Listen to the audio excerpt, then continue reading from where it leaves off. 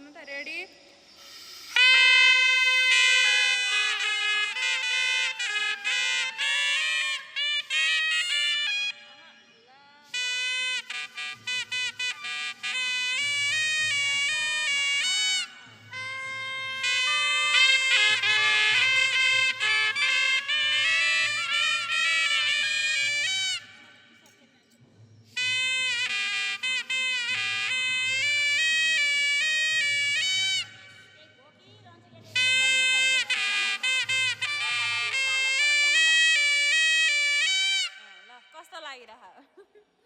कस्तो लाग्यो साह्रै गाह्रो सनै बजाउन त ए हजुरको नाम के अरे शोभा रेग्मी शोभा रेग्मी हुनुहुन्छ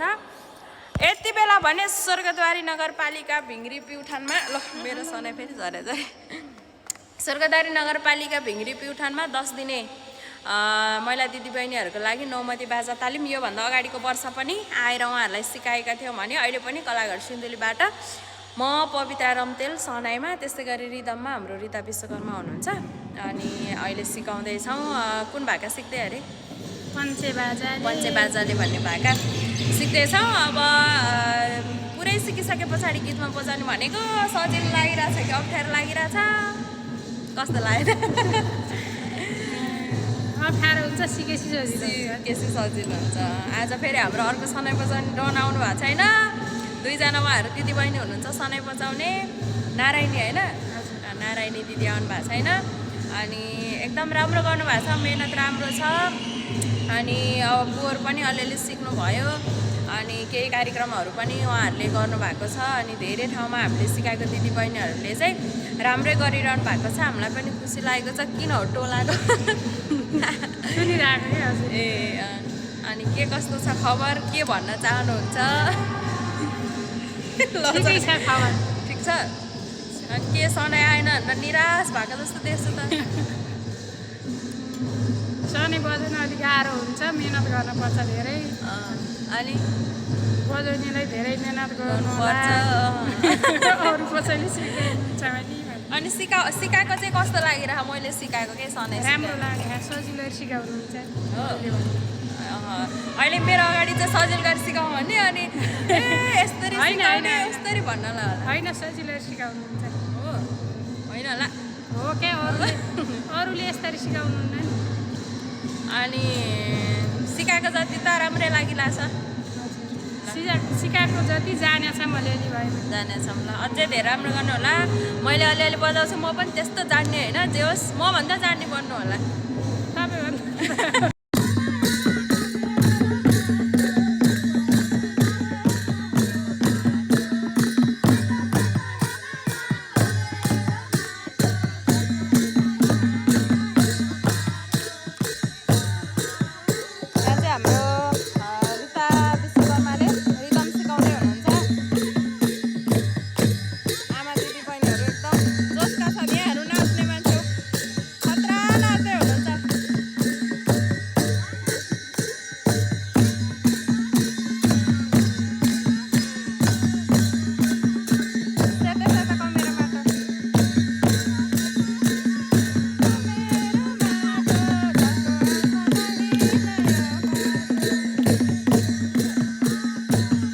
यहाँ चाहिँ हाम्रो स्वर्गद्वार नगरपालिका 3 नम्बर वडा होइन हजुरहरूको सन्चै हुनुहुन्छ सबैजना कस्तो भइरहेछ कस्तो लागिरहेछ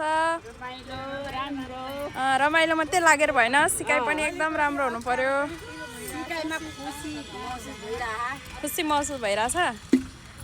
के ताल सिक्नु भयो 3 ताल हो आजदेखि ए हिजोदेखि 3 ताल है ख्याली अनि झ्याउरे एकैचोटि लाउने अनि हाम्रो प्रशिक्षकज्यू के छ एकदमै रमाइलो भइरहेछ सिकाउँदा